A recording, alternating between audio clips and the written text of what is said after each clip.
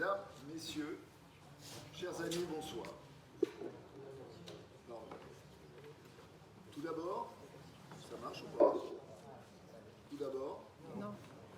Non, c'est le verbe. Tout d'abord, voilà. Mesdames, Messieurs, chers amis, bonsoir. Tout d'abord, en cette fin de janvier, permettez-moi de vous souhaiter à tous une excellente année 2020. Je voudrais d'abord adresser mes vœux personnels à chacune et chacun d'entre vous, ainsi qu'à vos proches, des vœux de bonheur, de santé et d'activité, des vœux de vie et d'espérance, en particulier pour celles et ceux que l'année 2019 a laissé dans la peine ou la difficulté, et j'en connais parmi vous. Je voudrais également vous remercier de votre présence, très nombreuse, pour un soir de semaine en hiver, et saluer celles et ceux qui ont permis la bonne organisation de cette réunion. Elles et ils se reconnaîtront. Je voudrais enfin saluer les nouveaux visages, tous les nouveaux visages que je vois ce soir, ceux qui s'intéressent à notre commune, ceux qui nous rejoignent en nombre jour après jour. Comme vous le savez, j'ai décidé de me porter candidat au poste de maire de Sortosgore en mars prochain et de confier à une équipe de femmes et d'hommes choisis pour leurs compétences et leur expérience la responsabilité de mettre en œuvre un programme ambitieux, pragmatique, mais réaliste afin d'engager une dynamique positive. J'ai eu l'occasion de l'écrire dans ma lettre de candidature, mais également de le dire à de nombreuses reprises. Je pense qu'il est important de revenir, quelques instants sur ce qui fonde notre engagement et ce qui sera le socle de notre détermination pour les élections municipales. Face à une équipe sortante éreintée par les conflits successifs, décimée maintenant, nous voulons affirmer notre volonté de pouvoir rassembler toutes les générations d'Osgore. Des générations qui ont su préserver, non sans difficulté parfois, au fil des années, notre cadre de vie si précieux, notre patrimoine commun, notre patrimoine naturel, culturel, notre esthétisme, l'identité de notre village. Mais aussi les générations engagées dans la vie professionnelle ou sur le point de l'être, génération d'aujourd'hui et celle qui composera le Sortosgore demain, souvent nos enfants, nos proches. C'est pour vous tous, chers habitants, que nous voulons promouvoir cet esprit village si spécifique à notre commune, tout en relevant les défis considérables qui nous attendent. Alors, quels sont-ils? En premier lieu, le défi environnemental. Le changement climatique, la transition énergétique, la préservation de la biodiversité constituent de véritables enjeux de société. Nous ne pouvons plus rester indifférents à de tels événements. Par exemple, il perdure encore sur la commune près de 500 habitations sur les 5500 existantes non reliées au réseau d'eau et d'assainissement. Et je sais les difficultés techniques que cela représente, mais se donner l'ambition de faire en sorte qu'il n'y en ait plus aucune à la fin du mandat, voire au mandat suivant, est un véritable objectif environnemental. Certes, peu électoral, mais tellement plus significatif que les pseudo-économies d'énergie mises en avant pour justifier la coupure de l'éclairage public. Le lac pour tous. Le lac constitue notre trésor environnemental et a forgé la réputation de notre cité. Il faut rendre le tour du lac agréable, mais accessible à tous. Nous devons conserver son esthétisme naturel. Je ne reviendrai pas sur le psychodrame et ses conséquences juridiques du désensablement du lac, qui reste pour nous une absolue nécessité. Mais enfin, comment a-t-on pu en arriver à de telles extrémités?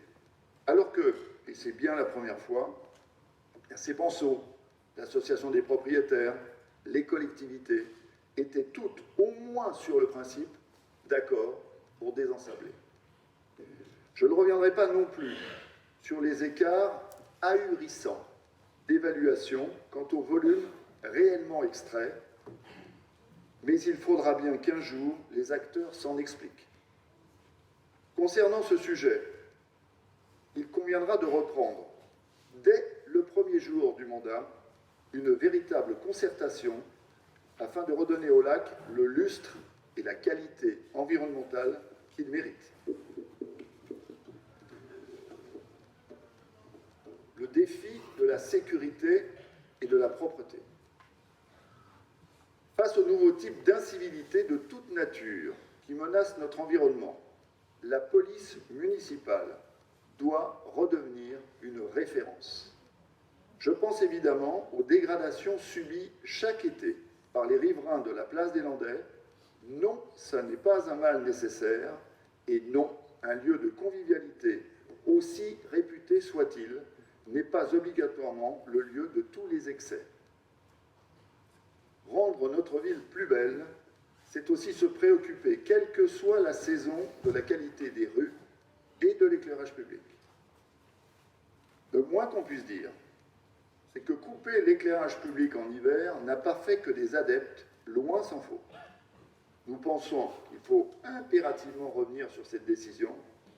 Des solutions techniques existent maintenant pour faire en sorte que ça soit au moindre coût, tout en respectant bien évidemment les contraintes de pollution lumineuse et de sobriété énergétique.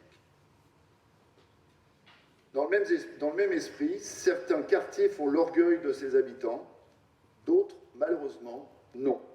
Il convient impérativement de faire en sorte qu'il n'y ait plus d'exception. Le défi du logement et de l'urbanisme, dont on parle beaucoup en ce moment. Face à la mise en œuvre de la loi ALUR et de ses conséquences parfois néfastes, de la perte de compétences au profit de l'intercommunalité, du PLUI, comment conserver notre urbanisme local, notre architecture, notre patrimoine, notre cité-jardin, si chère aux amis du lac, tout en facilitant tout de même l'accès à la propriété des jeunes ménages. Bien que le principe du SPR, c'est patrimonial remarquable, soit maintenant en place, nous veillerons scrupuleusement à ce que chaque projet soit attentivement étudié avant l'analyse des services instructeurs de la communauté de communes. Je pense en particulier au projet désastreux de la Maison Blanche, place des Landais, qui n'est plus acceptable. Le défi de l'activité et de l'emploi. Comment aider efficacement nos entrepreneurs, nos commerçants, nos artisans à tenir le cap? Permettre à notre zone d'activité de PDVR de prospérer, malgré des vents économiques parfois contraires. Je veux évoquer ici l'arrêt progressif des activités de board rider et le soutien que nous devrons apporter aux différents projets de relance. Comment également redynamiser notre commerce, permettre une activité annuelle? Il n'y a rien de plus triste que ces boutiques vides au creux de l'hiver. N'y a-t-il pas d'alternative aux contraintes des baux précaires? Nous devons bâtir une ville plus dynamique sur le plan économique, tout en conservant notre spécificité touristique et balnéaire. Le défi de la gestion communale, ces finances, qu'il va falloir gérer avec beaucoup plus de rigueur. Était-il vraiment nécessaire d'emprunter au prétexte que les taux d'intérêt étaient bas? Est-il vraiment sérieux de prévoir un investissement de 7 millions d'euros, 5, 6, 7, on ne sait plus vraiment, accessoirement pour le mandat suivant, pour rénover le casino à l'aide d'un hypothétique mécène? La rénovation de ce joyau de notre patrimoine architectural et culturel n'est pas discutable. Mais sommes-nous absolument sûrs qu'il s'agisse de la meilleure solution de financement? Contenir les impôts, voire s'engager résolument vers une diminution dans un contexte intercommunal et départemental plus que dangereux, doit être un engagement prioritaire. Je vous engage d'ailleurs à vous documenter concernant les perspectives financières du département, de la région, de la communauté de communes et des diverses sociétés d'économie mixte qui administrent notre quotidien. C'est édifiant. Les services publics sont notre bien commun. Ils sont les garants de la cohésion sociale. Rien ne peut se faire sans des équipes municipales disponibles, motivées et formées. Nous y veillerons tout particulièrement. Ce qui fait le ferment de l'ensemble de ces défis, le défi du bien-être et du bien-vivre ensemble. Notre ville doit retrouver le rayonnement culturel qui a été le sien pendant de longues années. Les acteurs culturels sont là, nombreux, bien organisés. Ils sont demandeurs, c'est une chance, un atout considérable. Quelle ville de 3700 habitants abrite des associations telles que les Amis du Lac, la SPSH, le Club des loisirs, les associations sportives et bien d'autres encore? Le rôle d'un maire est justement de créer, d'impulser, puis de profiter de ces dynamiques, et non de les tenir systématiquement à l'écart de toute décision, comme ce fut trop souvent le cas ces dernières années. Nous lancerons une démarche participative associant l'ensemble des habitants concernant les grands sujets afin de construire une ville dans laquelle chacun puisse trouver sa place, quel que soit son âge, quel que soit son quartier. Pour ce faire, nous mettrons en place de véritables conseils de quartier. La démocratie participative, c'est d'abord une écoute quotidienne que chaque élu doit à ses concitoyens. Le défi de la politique sociale et de l'enfance. La mise en œuvre d'une politique petite enfance structure un territoire, elle le dynamise. Elle permet également de concilier vie privée et vie professionnelle et en conséquence de maintenir un taux d'activité. Nous devons également nous donner les outils concrets permettant de favoriser le bien vieillir à domicile et lutter contre l'isolement. Favoriser le maintien à domicile, c'est aussi intégrer cette question du vieillissement dans nos politiques d'urbanisme. Sur la dernière mandature, nous sommes une des rares communes de la région à avoir perdu des habitants, 5,6%. C'est regrettable, voire un échec. Répondre aux besoins des familles est devenu pour nous un enjeu à la fois social, éducatif et économique. Et enfin, le défi de la confiance que l'on doit donner ou redonner à nos concitoyens. Sans confiance, il n'y a pas de projet collectif possible. Je voudrais donc commencer par, pour illustrer mon propos, par vous donner une définition relevée dans la revue de la communauté de communes MAX, Tout arrive, rédigée par son président Froustret en septembre 2019. Nous devons changer notre façon d'appréhender l'élaboration de nos politiques publiques. Tiens donc, associer les citoyens et les usagers ne remet pas en cause la légitimité des élus, bien au contraire. On aurait pu en parler pour le lac. C'est la condition première pour garantir la durabilité des projets locaux. Ce sont les gages d'une démocratie locale vivante. Bien, je dirais pourquoi pas. Faisons-le. La vie politique a beaucoup évolué ces dernières années. Il n'est plus question maintenant d'envisager un mandat sans mettre en place une véritable politique pour plus de transparence et d'éthique. Nous mettrons donc en place des mécanismes de détection des conflits d'intérêts, la plaie des élus. Nous associerons les élus minoritaires aux phases de négociation prévues dans les procédures d'appel d'offres et de marché public. Nous mettrons en ligne les documents communicables les plus importants, les procès-verbaux exhaustifs de conseil, les délibérations, les arrêtés, les rapports des concessionnaires, le montant des indemnités des élus, le montant des frais d'avocat engagés par la commune. Nous créerons une commission éthique composée d'élus et de citoyens chargés de contrôler le respect des règles, des dispositions éthiques et de faire des préconisations. Il y aurait bien sûr beaucoup d'autres sujets à aborder, comme la formidable dynamique des associations locales, culturelles, sportives, inexploitées, voire écartées.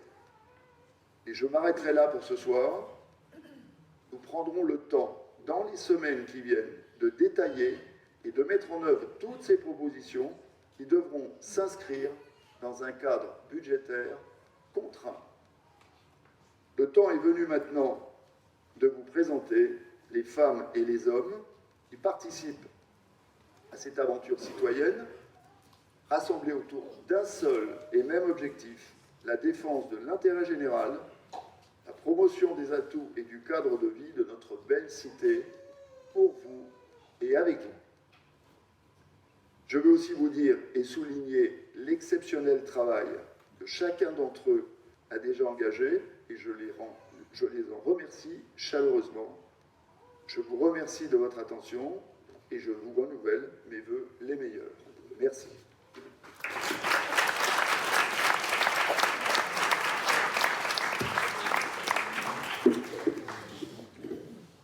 Bon, je propose maintenant de prendre connaissance des femmes et des hommes qui composent notre liste, pour vous et avec vous, et d'en rappeler les principales caractéristiques. Une liste représentative de la diversité de notre commune, une liste dont la principale richesse est son expérience, et enfin une liste résolument tournée vers la passation et la jeunesse. Au service de 8 grands défis, ceux que je viens de présenter, l'environnement, l'urbanisme, l'économie et l'emploi, le social, la gestion communale, le bien-être, la sécurité et bien évidemment la transparence. Après la présentation des équipes, Éric reviendra quelques minutes sur les éléments techniques de la transparence et nous ferons passer les micros dans la salle pour quelques questions. Je m'empresse de dire que nous resterons à votre entière disposition pour continuer à répondre à vos questions aussi longtemps qu'il le faudra autour d'un verre de l'amitié que nous avons prévu à cet effet. Il n'y aura pas de questions sans réponse. On y va. Je passe la parole à Olivier.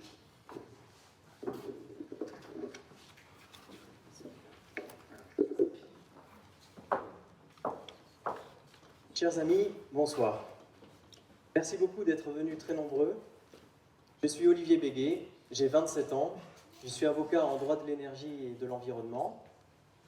J'ai été élu conseiller municipal de Sortsos-Segor entre 2014 et 2016. J'ai eu la chance de travailler avec Jean-Jacques Tirquide et je profite de l'occasion ce soir pour saluer ta probité et ton souci constant de l'intérêt général, Jean-Jacques. L'équipe que je vais vous présenter est une équipe qui a particulièrement travaillé sur la thématique environnement. La première personne que je vais vous présenter est absente pour des raisons personnelles de dernière minute. Il s'agit de Tina Botorel-Vaughan, 51 ans. Tina enseigne le yoga et elle bénéficie d'une expérience précieuse puisqu'elle a été conseillère municipale sur une commune dans les Landes pendant un mandat. Tina est engagée pour l'environnement. Également engagé pour l'environnement et qui est absent ce soir pour des raisons professionnelles, Serge Bensoussan, 54 ans. Serge est ingénieur de formation et il tient une école de surf sur nos plages à Hossegor. Mais son engagement pour l'environnement est entier, malgré son absence pour des raisons professionnelles. Et enfin, elle est bien là parmi nous, c'est Lena Stubner, 44 ans. Lena dirige un surf camp Place des Landais à la Centrale et elle est également présidente d'une association qui n'est pas subventionnée par la mairie de Sortsos-Segor, mais qui est très impliquée dans la défense de l'environnement et la protection de nos plages. Lena, Sortsos-Segorienne d'adoption, est particulièrement impliquée pour la sauvegarde de notre cité-jardin. Vous l'aurez compris, l'environnement est une thématique majeure de cette campagne. L'équipe qui va être présentée ce soir est une équipe qui a particulièrement travaillé sur cette thématique et qui a déjà formulé plusieurs propositions en ce sens, que ce soit sur notre site internet ou également dans le programme qui vous sera distribué dans les boîtes aux lettres à venir. Nous avons particulièrement insisté sur le lac avec notre projet Le Lac pour tous que je vous invite à découvrir. En attendant, je passe la parole à Jean-Pierre et je vous laisse entre de bonnes mains. Je vous remercie pour votre attention. Merci Olivier.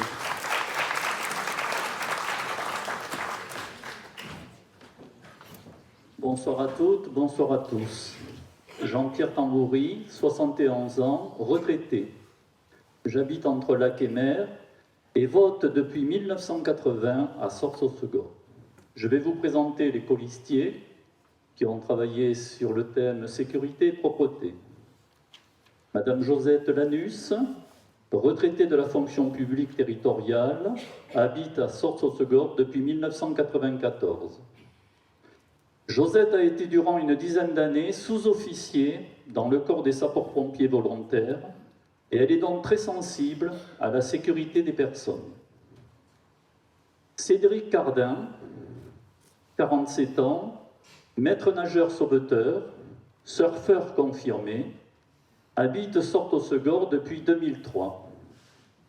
Cédric est technicien de maintenance et actuellement en recherche d'emploi. Et enfin, Arnaud Bizançon, 24 ans, étudiant, l'enfant du pays, puisqu'il est chez lui ici, puisqu'il a fréquenté l'école maternelle et l'école primaire de Sors. C'est un sportif confirmé, lui aussi, puisqu'il est membre du Golfe d'Hossegor. Je vous remercie de votre attention et je passe le micro à Marie-Dominique.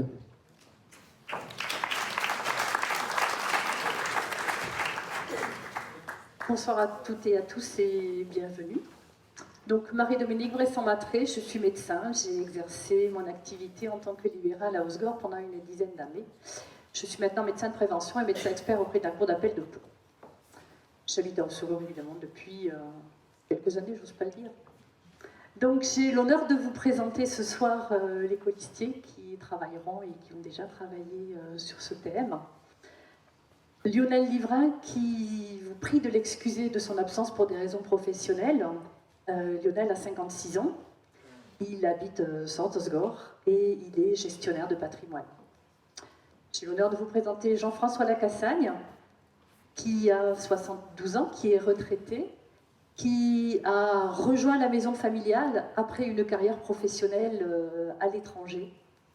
Et il a travaillé dans le développement de la biométrie, essentiellement en Inde et en Asie. Et enfin, Sarah Toledano, à qui vous demande de l'excuser aussi pour des raisons professionnelles. Sarah a 28 ans, elle est chef d'entreprise avec une formation de biologiste éthologue et elle est particulièrement intéressée dans la construction de l'habitat éco-responsable. J'ai l'honneur de passer le micro à Nathalie. Bonsoir à tous, je suis Nathalie Pellissier, j'ai 37 ans. Je suis maman de 2 enfants scolarisés à l'école des Chênes-Liège. Je suis installée à Hossegor depuis maintenant 1 an et j'ai tenu un commerce pendant plus de 7 ans au centre-ville de Hossegor. Je suis aujourd'hui conseiller immobilier dans le secteur des Landes. Je vais vous présenter donc mes 3 colistiers. Éric Courreau, donc 51 ans, qui a 3 enfants et qui a grandi à Hossegor. Il a eu une belle carrière chez Nestlé, Coca-Cola et Orange. Il est aujourd'hui restaurateur. C'est un grand sportif, détenteur de plusieurs titres de champion de France de cesta punta, joueur de rugby et échassier landais. Il nous apporte toutes ses connaissances et compétences au service de notre commune. Ensuite, Brigitte Choukroun, qui a 63 ans, qui est absente ce soir, elle vous prie de bien vouloir l'excuser. Commerçante depuis 20 ans, experte dans l'activité commerciale et les tendances de prêt-à-porter. Victoria Bachet, 33 ans, maman d'un petit garçon scolarisé à l'école des Chênes-Liège. Elle exerce le métier de visual merchandiser et c'est une commerçante très active au niveau associatif pour les commerçants d'Hossegor. Je cède la parole à Hélène.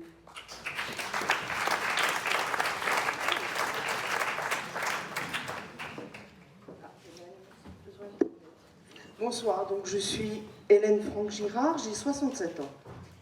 Je suis retraitée de la fonction publique territoriale, j'ai grandi entre Hossegor et Pau. Après un séjour de 13 ans au Moyen-Orient au sein de l'ambassade de France, je me suis installée en famille, il y a 30 ans, à Hossegor, pour travailler au cabinet de Didier Borotra, où j'étais chargée des relations entre administrés, élus et administration, ainsi que de l'organisation des événements culturels. Je vous présente donc Stéphane Cambos, qui lui aussi, pour des raisons professionnelles, n'a pu se libérer. Alors Stéphane Cambos a 47 ans, il est marié, il a un enfant, vit à Sorts en famille. Il a été pendant 20 ans cadre au ministère de la Jeunesse et des Sports. Actuellement, il est conseiller technique national à la Fédération française de rugby. Il est manager à l'US de Tyros et je pense qu'il nous est d'un grand secours pour tout ce qui est gestion des sports dans la ville. Ensuite, je vous présente donc Patrick Dupouille, qui a 56 ans, un enfant. Il a grandi à Hossegor au sein d'une famille de restaurateurs et commerçant lui-même. Merci, je passe la parole à Agnès, voilà. Bonjour à tous, donc je suis Agnès Duplat, j'ai 58 ans, je suis secrétaire médicale, je suis native d'Hossegor, j'y habite depuis toujours.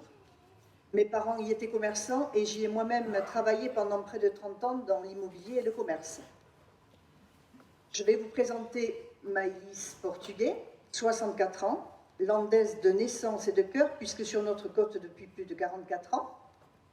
Directrice d'école à la retraite, mais toujours active, puisqu'elle est trésorière du comité des Landes de surf.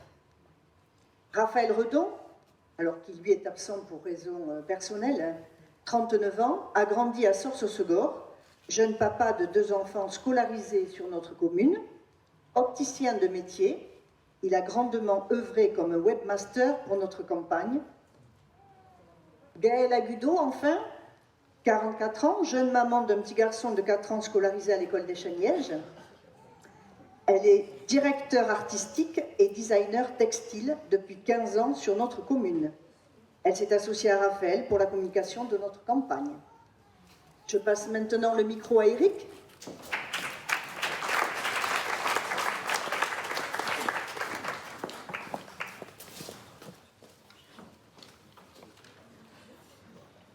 Bonsoir à tous, Éric Lavie, j'ai 44 ans, je suis cadre dans la fonction publique d'État.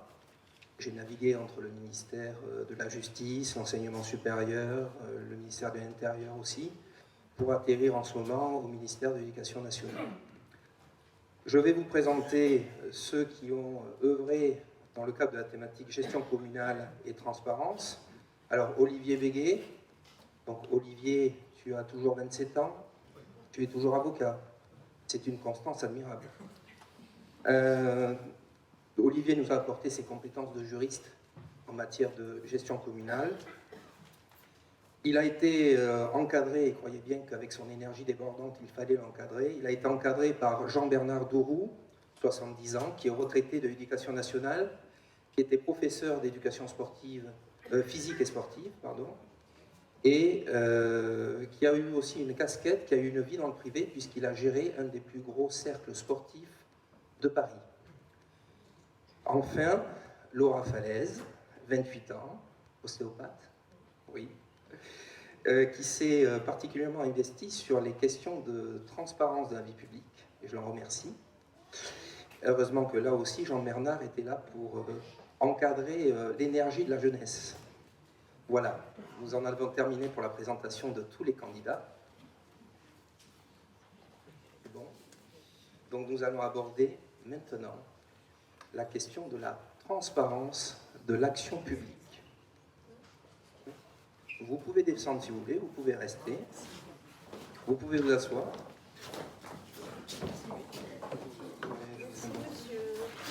Donc vous connaissez les 27 participants, les 27 candidats qui se sont tous impliqués dans l'élaboration du programme selon leurs compétences ou selon leur envie.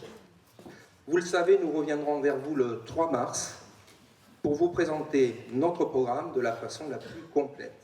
Mais, et là c'est une page publicitaire, je vous invite à consulter régulièrement notre site internet sortsofsegor2020.fr. Vous y trouverez nos analyses et nos points de vue sur des thématiques bien précises.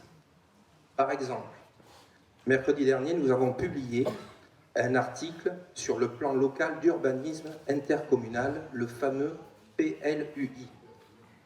Cet article rend accessible à tous un dossier technique, en l'occurrence l'urbanisme, qui intéresse notre cité-jardin.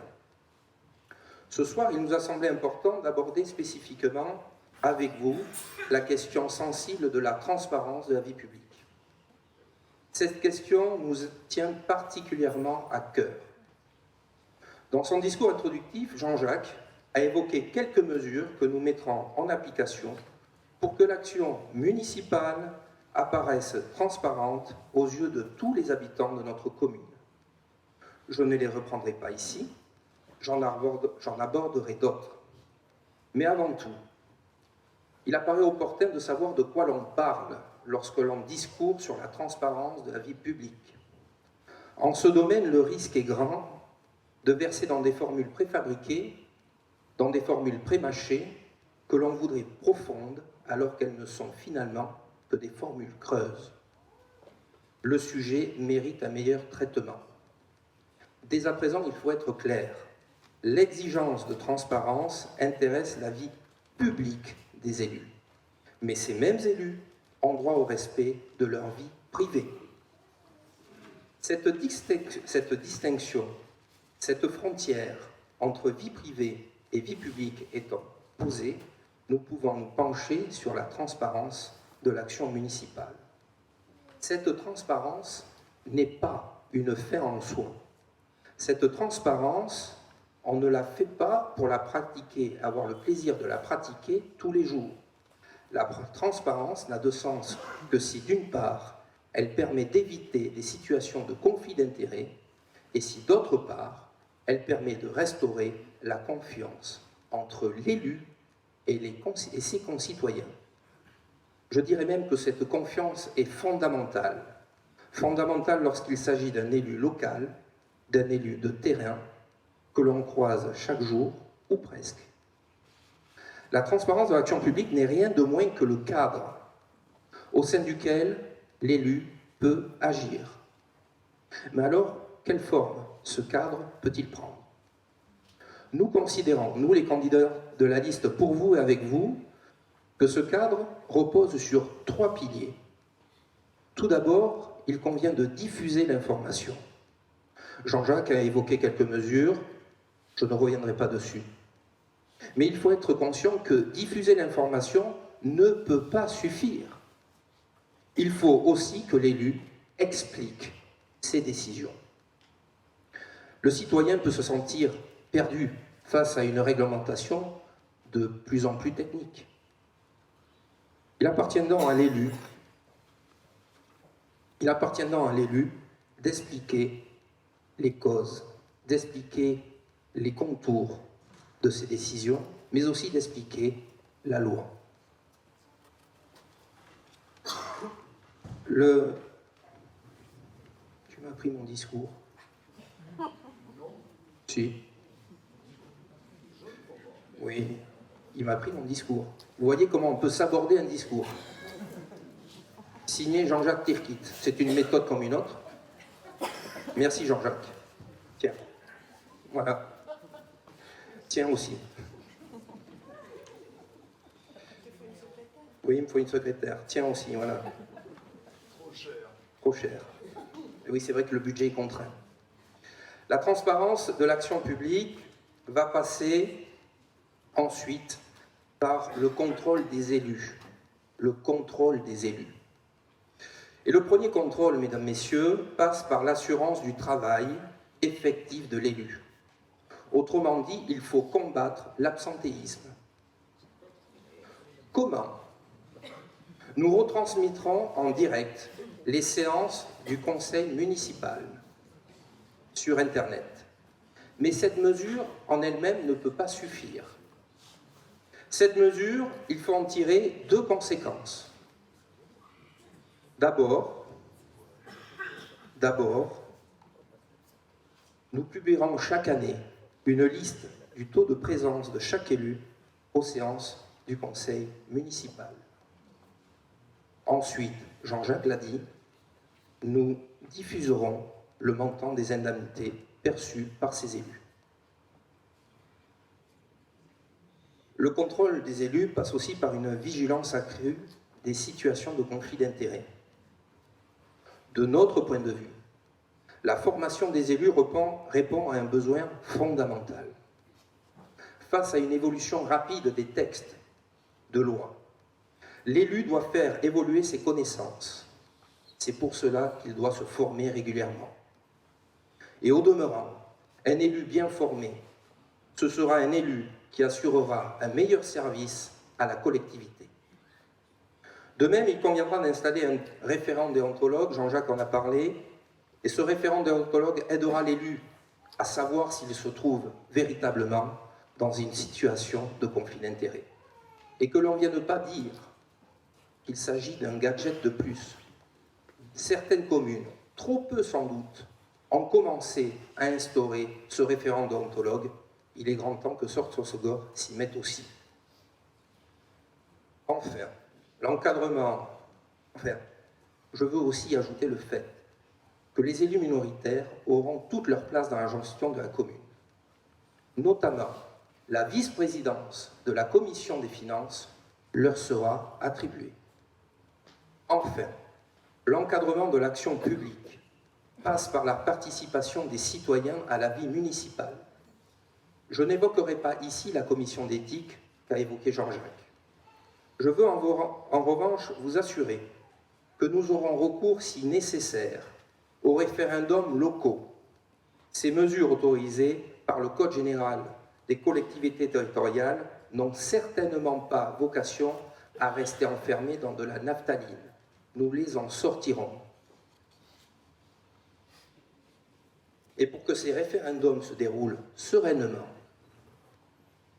la commission d'éthique aura pour rôle de contrôler l'accès et l'utilisation des moyens de communication dont dispose la commune. Il me reste beaucoup de mesures à évoquer, mais le temps est compté. Et je vous invite à les retrouver sur notre site internet sorts-sur-segor2020.fr. Elles seront publiées dès demain matin. Néanmoins, au travers de ma brève intervention, si, je t'assure que c'est une brève intervention, vos candidats de la liste Pour vous et avec vous ont pu vous expliquer leur vision de la transparence de l'action publique. Et je conclurai en récapitulant les moyens qui permettront sa mise en œuvre. Diffuser l'information et l'expliquer. Contrôler les élus et faire participer les habitants de la commune à la vie municipale. Et l'ensemble de ces mesures, à bien y réfléchir, n'a qu'un seul objectif, un seul. Que le citoyen sache ce que fait l'élu, comment il le fait et pourquoi il le fait. Je répète, que le citoyen sache ce que fait l'élu, comment il le fait, pourquoi il le fait. Mais finalement, à bien y réfléchir, ne serait-ce pas là le fonctionnement normal d'un système démocratique digne de ce nom? Je vous laisse le soin de répondre à la question et je vous remercie de votre attention.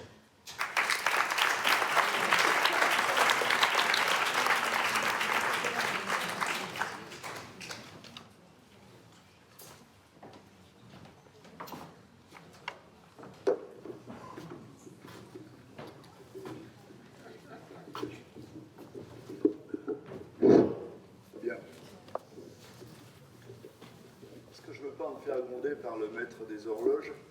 Nous allons démarrer les questions. Je vous propose de... Il va y avoir des micros là, qui vont circuler. On va se fixer, si vous le voulez bien, 5 à 6 questions. Et après, je vous engage à continuer la discussion au bar où nous vous attendons tous, aussi longtemps que vous le voudrez et du temps que vous aurez à nous accorder. Qui commence?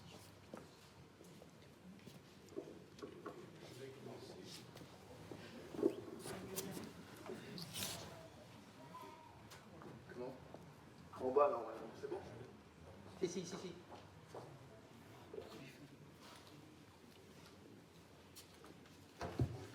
Oui, ça y est, ça marche. Voilà. Je vais commencer par une question suite au discours que je viens d'entendre. C'est très bien que les élus nous entendent et je suis ravi que vous proposiez cette chose-là. Simplement, j'habite, moi, juste devant le lac d'Osgore et au-dessus, presque au-dessus du lac d'Osgore et surtout la plage Blanche. J'ai vu les travaux se passer tout l'hiver. J'ai demandé plusieurs fois d'avoir quelqu'un, soit de la mairie, soit des services techniques ou autres, qui puisse discuter avec moi, puisque je discutais avec les employés qui travaillaient sur ces travaux, qui ont été arrêtés, repris, qui ont démarré là, etc., etc. Et je n'ai jamais pu avoir cette discussion, même en discutant avec le maire que j'ai rencontré une ou deux fois lors de réunions de la SPSH ou autre. Et j'espère que cette situation pourra s'arrêter parce que je travaillais autrefois, j'étais chef d'entreprise, donc je ne comprends pas pourquoi on ne peut pas avoir une discussion et qu'on ne peut pas voir les choses. Si vous allez sur la plage Blanche à l'heure actuelle, vous verrez que toute la partie gauche, quand vous regardez le lac, pas la mer, le lac, c'est une véritable catastrophe. C'est tout ce que j'avais à dire et je remercie monsieur qui a parlé tout à l'heure pour dire que les élus pouvaient, les habitants d'Osegor pouvaient discuter éventuellement avec les élus. Merci, je passe la parole à quelqu'un.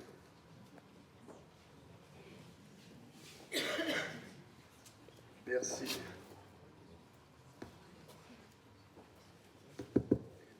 Bonjour, François Masque. Je voulais vous poser une question. Vous avez beaucoup parlé de l'équipe sortante et des conflits qui étaient dans l'équipe sortante, mais si je ne m'abuse, vous avez été pendant 2 ans dans l'équipe sortante et vous avez été le premier adjoint. Presque 3 ans, excusez-moi. Et vous avez été aussi condamné 2 fois donc, par le tribunal. Donc je voulais savoir, je pense que vous avez quand même une part de responsabilité dans ces conflits, puisqu'on ne peut pas, je pense pas, j'ai du mal à croire que vous puissiez vous exonérer de toute responsabilité. Donc, je voudrais savoir qu'est-ce qui va nous garantir qu'avec votre prochaine équipe, le scénario ne va pas se renouveler. Oh, c'est très très simple. Je vais d'abord vous répondre sur les condamnations. Je vous signale qu'il s'agit de condamnations au tribunal administratif, non pas sur le fond, mais sur la forme. On pourra ensemble, si vous voulez, prendre un cours de droit, ça ne me pose aucun problème. La raison pour laquelle nous avons quitté la municipalité, et à près de 10, et vous devriez le remarquer, ça n'est pas une personne, parce que nous considérions que l'intérêt général, tout ce qui fait l'objet de notre discours aujourd'hui, n'était pas respecté. Donc, de 2 choses l'une. Soit nous acceptions de cautionner ce qui se passait, soit nous partions. Je considère, moi, personnellement, que c'est la seule solution. Alors, qu'est-ce qui vous garantit, justement, que les choses ne se reproduiront pas? C'est ce qu'on est en train de mettre en place. C'est la participation, c'est l'ouverture, c'est le déontologue, c'est tout ce qui nous permet d'ouvrir l'information et de ne prendre des décisions qu'à partir du moment où elles ont été dûment discutées et justifiées. Et c'est cet engagement que nous avons pris auprès de vous, mais auprès d'autres organismes, en signant des chartes. J'ai signé une charte auprès de Ramdam de 37 articles sur lesquels je m'engage à faire un certain nombre de choses quant à l'information, quant à l'ouverture, quant aux conseils municipaux ouverts. C'est un engagement qui va nous garantir, justement, d'éviter ce genre de choses. Je ne peux pas faire autre. Personnellement, nous ne pouvons pas faire plus. D'autres questions? Bonjour.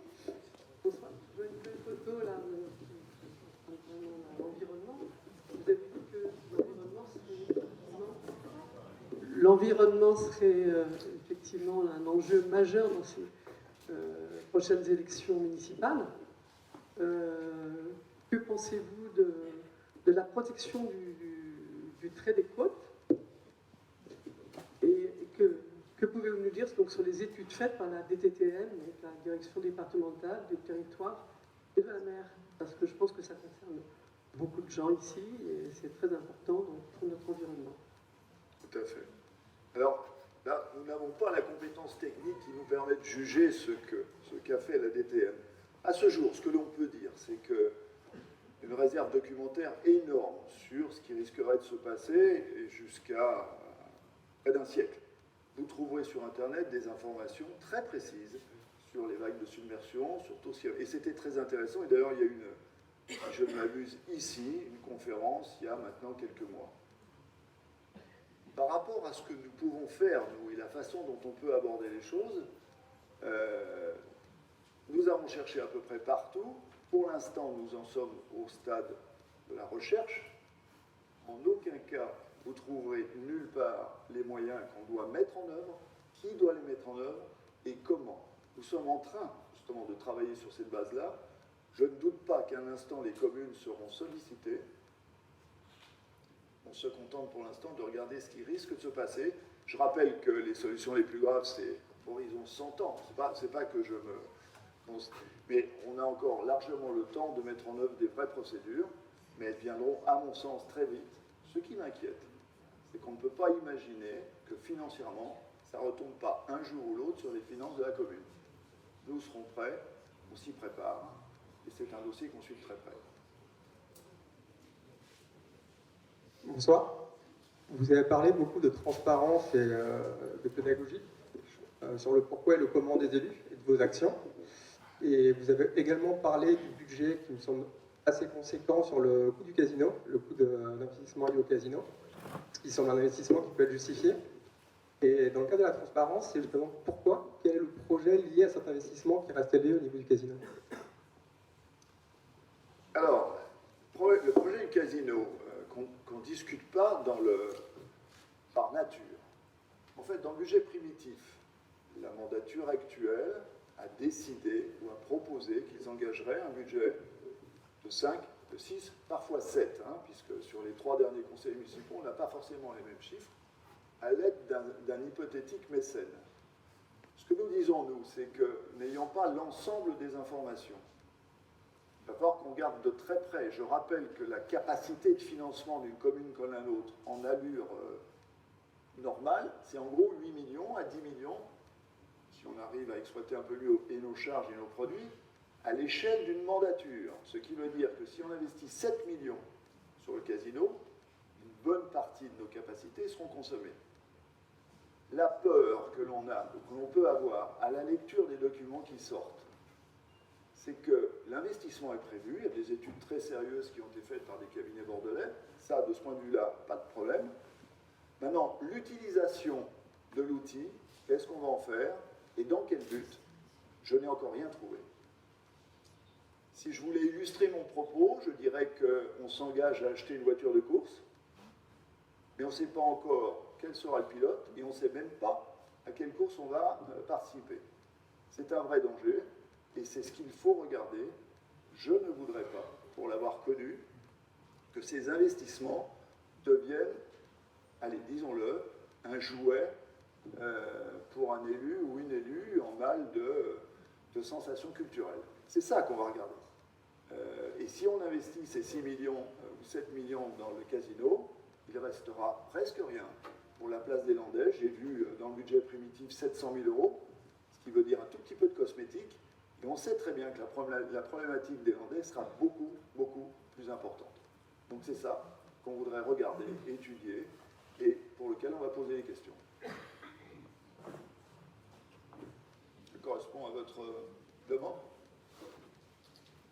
D'autres questions?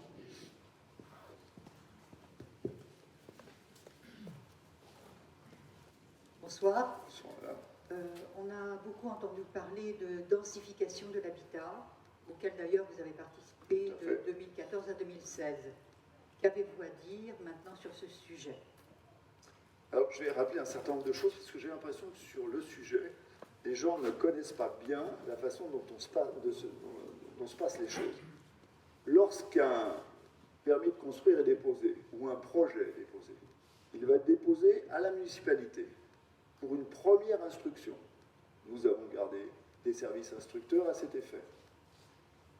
Lorsqu'il aura été regardé, il passera une commission d'urbanisme dans laquelle le maire et une bonne dizaine d'élus discourent et donnent un avis. Ce même projet va partir au service instructeur de la communauté de communes et simultanément il partira auprès des services des architectes des bâtiments de France. Et lorsque tout ça revient et qu'a priori l'ensemble des règles d'urbanisme fixées par le PLU et bientôt par le PLUI sont correctes, rien ni personne ne peut s'empêcher à la signature de ce dossier. Je sais à quoi vous pensez, ou je me doute. On pense beaucoup au problème du Saint-Georges au parc Rony. Si je questionne les gens ici, on aura 50% pour, 50% contre. Là n'est pas la question. La question est de savoir si oui ou non ce projet a respecté les règles d'urbanisme que nous avons fixées, nous les élus, et qu'ont fixé les élus maintenant dans le cadre du PLUI de la communauté urbaine. À partir du moment où ces règles sont respectées, un maire qui prend l'engagement de ne pas signer ce permis se trouve dans une position illégale et risque d'être attaqué en justice. Alors je vous reconnais un truc, il y a eu ces dernières années un certain nombre de gros projets qui sont pour la plupart dus aux effets néfastes de la loi ANUR contre laquelle on peut presque rien. Posez-vous la question de savoir ce que vous pourriez faire si vous, disposant d'un terrain de 3000 m², vous vendiez votre terrain sans donner des spécifications pour qu'on n'y fasse pas de projet densifié. C'est la loi. Je précise en outre pour les gens qui s'amusent à... Et on parlera de Vinci si vous le voulez bien, parce que je suis très à l'aise par rapport à ça. Pour ceux qui s'amusent à faire des informations sur les bétonneurs ou les non-bétonneurs. Le simple fait que toute cette procédure soit collective rend cette réflexion stupide. C'est-à-dire que signer un permis de construire, ça n'est pas le choix d'un délégué, enfin, d'un adjoint à l'urbanisme qui, par parenthèse, signe un permis sur délégation du maire, seul responsable des permis de construire, et c'est bel et bien une décision collective. Alors vous me direz, il peut y avoir de temps en temps des exemples un peu bizarres, je vous le concède, je pense à la place des Landais.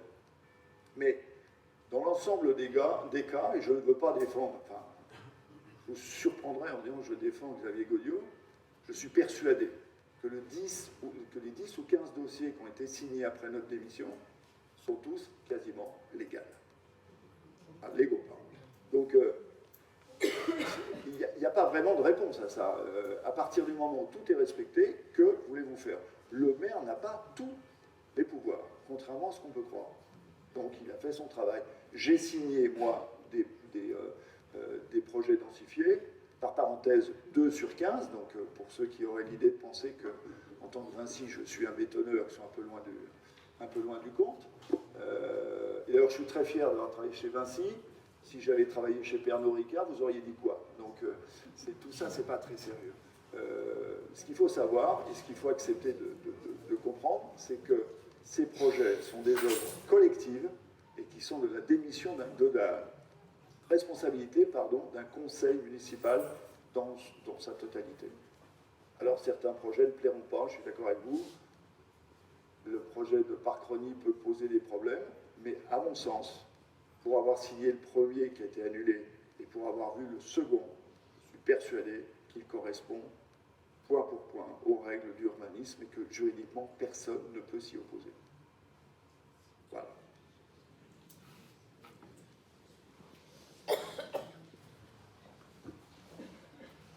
Oui, bonsoir à tous. On a un peu parlé du golf et je pense savoir que lors de la dernière campagne... Je veux savoir qui parle. J'aime bien voir les gens qui parlent. Ah, pardon. Lors de la dernière campagne, ça avait été quand même un gros sujet, donc soumis à conflit. Et sachant que en 2022, le contrat expire, je voulais savoir si vous êtes donc élu maire, qu'est-ce que vous comptez faire pour la suite? Alors qu'est-ce que je compte faire à la fin du contrat? Moi, personnellement, rien. Le message est assez simple à comprendre. La municipalité, pleinement propriétaire des terrains et des infrastructures, a concédé il y a 7 ou 8 ans maintenant à une association dans le cadre d'un contrat qui est une AOT. Alors on va employer plein de termes barbares, mais en gros, elle a délégué pendant 9 ans à une association le droit d'exploiter ce golfe. On arrive à terme au 31 décembre 2022, enfin je pense que c'est fin décembre. Ça veut dire qu'au 1er janvier 2023, il n'y aura plus de relation contractuelle entre la municipalité et cette association-là. La municipalité a donc 2 possibilités. Pas 3, pas 4, pas 5, 2. Elles sont simples et elles sont prévues par la loi. Soit elle réintègre le golfe dans son giron et crée une régie municipale. C'est-à-dire que du jour au lendemain, le conseil municipal devient le directeur du golfe. Il réincorpore les employés dans le cadre d'une structure qui n'est pas territoriale mais tout comme, et fait fonctionner le golfe de la même façon, selon un cahier des charges qui existe déjà, qui pourra être modifié ou pas. Peu compliqué pour une collectivité comme la nôtre, parce que, on n'a ni la compétence de s'occuper de ça, ni les gens, en tout cas ni les cadres, pour pouvoir assumer cette mission. Si toutefois on choisit la deuxième solution, c'est encore beaucoup plus simple. Tout est prévu par la loi. Ça s'appelle la loi Sapin, la loi de transparence, qui impose au conseil municipal d'engager une procédure d'appel d'offres. C'est vraiment tout simple. C'est-à-dire qu'un an avant, on va créer une commission afin d'écrire un cahier des charges, qui pourrait d'ailleurs être scrupuleusement ce qui se passe à l'heure actuelle, à la ligne près, et vous proposez, dans le cadre de cet appel d'offres, à une autre entité ou la même entité de gérer le golfe pendant 9, 15, 20 ans. Tout dépend de ce qu'on mettra dans le cahier des charges. C'est aussi simple que ça. Donc, qu'il s'agisse de notre équipe, qu'il s'agisse de l'équipe d'Henri Arbeil, voire de Christophe Vigneault, les procédures seront exactement les mêmes. Je rappelle, parce que j'ai cru entendre des choses, que le maire à qui viendrait l'idée de dire « je vais faciliter » ou « je vais imposer telle association parce que je les aime bien », ça relève du délit de favoritisme, ça relève de 2 ans de prison et de 30 000 € d'amende. Moi, personnellement, je ne le ferai pas. Voilà. C'est aussi simple que ça. Les promesses n'engagent que ceux qui les croient. Moi, je vous dis que fin 2022, tout le monde fera exactement la même chose, parce que c'est la loi. Voilà, c'est aussi bête que ça.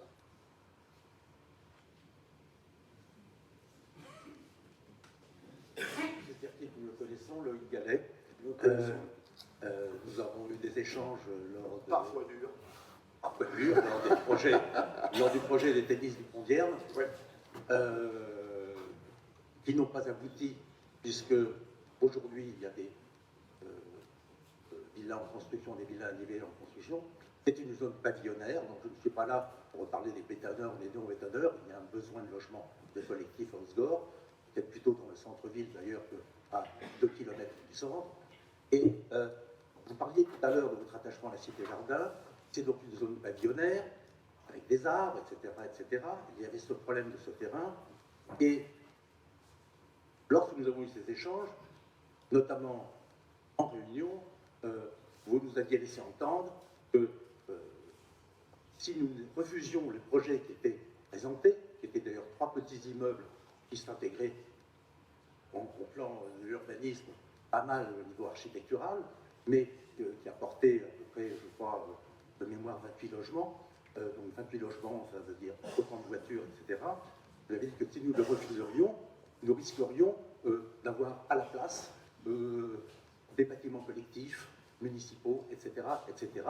Et je pense que c'est un petit peu contradictoire avec ce que vous souligniez tout à l'heure, c'était de dire qu'il il devait y avoir absolument des échanges entre les citoyens de la municipalité et la mairie. Je suis content que vous évoquiez ce sujet. On parle d'esthétisme. Alors, on reprend la discussion. Je suis d'accord avec vous. On a eu un débat sur le fait du densifier contre pavillonnaire. D'accord. Nous vendions, nous, ces terrains qui étaient, vous l'admettrez comme moi, tout sauf des bijoux de famille, puisqu'il s'agissait d'un ancien bourrier et d'un terrain vague. Bon. C'est affaire de goût. Je passe souvent là-bas pour voir ce qui s'est passé. Je persiste et je signe, et là, on parle d'esthétisme. Je peux ne pas être d'accord. Je suis d'accord avec vous pour les 28 voitures, encore que tout était prévu. Dans le projet, on parle d'esthétisme là, on parle d'amélioration de quartier.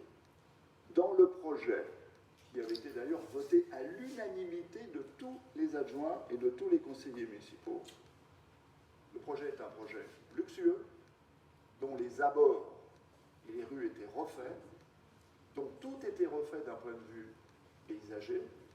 Je passe souvent là-bas, je regrette toujours que ce projet n'ait pas été fait. Donc ça, c'est une question de choix. Maintenant, le choix a été différent, et on ne revient pas là-dessus, c'est un projet pavillonnaire, à mon avis, c'est pas, loin s'en faut, ce qui va revaloriser votre quartier, et votre maison en particulier, et ce choix a été fait, il n'est pas discutable, personne n'en revient dessus. Mais spécifiquement à cet endroit, monsieur, vous ne me ferez pas changer d'avis. Je pense que l'amélioration du quartier était plutôt le projet qu'on vous proposait, qui était un projet densifié, paysager, dont les pourtours étaient également améliorer largement les conditions que vous avez maintenant. Après, c'est affaire de goût. Moi. Si les gens préfèrent autre chose, je n'y vois aucun inconvénient. C'est là-dessus, monsieur, que nous n'étions pas d'accord. Bon. Pardon, ce n'était plus une zone pavillonnaire. Donc, 28 appartements, c'est beaucoup plus que 28 voitures. Non, mais de ce point de vue-là, vous avez parfaitement raison. Ça reste une zone pavillonnaire. Voilà. À mon sens, pas très belle. Bon. Mais les goûts et les couleurs, voilà. Bon. Mais bon, c'est un problème. Et je rappelle en outre, et vous faites bien de parler de ce dossier, quand on parle des ensembles densifiés, le problème peut évidemment se poser quand il s'agit de la vente de terrain de la ville. Là, il peut et il doit y avoir un débat. D'accord. 9 fois sur 10, et encore une fois, je vais parler pour la mandature de Xavier Goniot, 9 fois sur 10, lui s'est trouvé confronté à des terrains privés, lui et nous d'ailleurs, sur lesquels vous ne pouvez rien dire. Donc il y a débat sur des sujets comme les vôtres, puisque ce sont nos terrains, il n'y en a pas dans notre cas de figure. Je précise en outre que la vente des bijoux de famille, sans que ça soit péjoratif ce que je dis, hein, puisque c'est moi qui les ai vendus, donc j'aurais mauvaise grâce à dire ça, était possible quand il s'agissait d'un bourrier ou des terrains de l'avenue de Bordeaux qui ont mis 8 ans pour être vendus. On ne touchera pas à tout ce qui est sanctuarisé, aux forêts, tout le reste. Très clairement, des bijoux de famille, il n'y en a plus. Donc, ce problème-là ne se posera pas en tant que tel. Voilà. J'espère que j'ai répondu à votre question, mais je veux bien revenir discuter avec vous dans le quartier. Je vous montrerai. Ce que j'avais surtout retenu de discuter avec autre chose, c'est que lors notamment d'une réunion qui avait lieu à la mairie, nous avions eu l'impression de subir des pressions que si nous refusions ce projet, nous risquerions d'avoir vite. Non, mais ça, je m'inscris en faute tout à fait. Non, mais attendez, je ne dis pas que. Je ne suis pas seul à l'avoir entendu. Non, mais très bien. C'est toujours le problème des débats. La meilleure chose que je puisse vous dire, je pense que les projets, il y en avait 8, hein. Oui. Bon. Je ne remets pas en cause la qualité architecturale des projets. Ils y sont, j'espère, ils y sont encore, et vous verrez que c'était ça l'objet du truc et rien d'autre. Mais bon, ce genre de débat, je veux bien les avoir en permanence. De toute façon, dès l'instant où vous êtes confronté à la vente d'un terrain municipal, vous aurez ce genre de problème. Densifié, pas densifié. C'est comme ça. Et quand le PLU le permet, et à partir du moment où ça n'est pas illégal, c'est ça la règle. Le reste du choix du maire, enfin du maire, pas lui tout seul, hein, mais de la collectivité. Voilà. Et je suis content de m'y parler de cette parce que je pense à vous très fréquemment quand je passe en vélo là-bas. Vous voyez. Bon.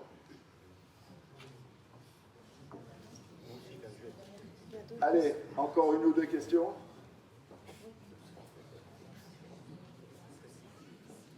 Bonsoir. Bonsoir, monsieur. Vous avez évoqué de vous inscrire dans un cadre budgétaire contraint. Oui. Indépendamment du dernier vote du budget municipal, quelles conséquences pour la commune? Alors, on va faire un peu de politique fiction et un peu d'histoire. Oui, pardon. Si on essaie de caractériser les 3 mandats, le mandat de M. Soubestre, qui lui avait à rénover son centre-ville. Au demeurant, très bien. On peut discuter du projet, personnellement, je trouve que c'est un beau projet. Il a endetté sa ville de façon très conséquente. On est très haut, nous redescendons. Nous avons la chance d'être dans une commune qui est très peu endettée, sur laquelle on peut prendre ce genre de risque. Il l'a financé par de l'endettement et par l'augmentation d'impôts raisonnée. Je prends maintenant la mandature de M. Gaudiot, à laquelle j'ai participé, surtout au début, je peux en parler. L'objectif était un certain nombre de grands travaux, largement au-delà de nos capacités financières au quotidien. Pour ce faire, nous les avons financés avec de l'augmentation de l'impôt, d'aucuns disent non, c'est pas vrai, on a augmenté les impôts de 15% sur la mandature, avec de la vente de bijoux de famille, qui ne sont pas réellement des bijoux de famille, qui sont des terrains faciles à vendre, et avec un peu d'endettement. La 3e mandature, celle dont on parle, nous n'avons plus de bijoux de famille à vendre, il n'y en a plus, sauf à toucher des terrains qui vont forcément énerver tout le monde. Nous ne voulons pas augmenter les impôts. Qu'est-ce qu'il nous reste? Eh bien, de l'imagination en termes de gestion, améliorer les charges, augmenter les produits. J'ai l'impression d'être dans mon entreprise, hein, mais c'est un peu la même chose. Et puis prier, c'est en cela que je parle de politique fiction, prier pour que les futures élections à la communauté urbaine changent et nous permettent d'obtenir des moyens que nous n'avions pas jusqu'à ce jour. Donc, c'est difficile, voilà.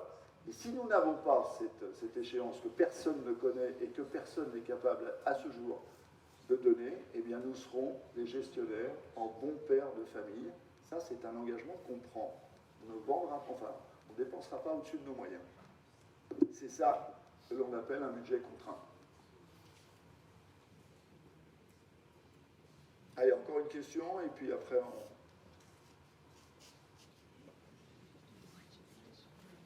on... Non? Eh bien écoutez, je vous remercie beaucoup. Je vous souhaite une très bonne soirée et je vous propose de venir nous rejoindre au verre de l'amitié et pour raconter notre vie.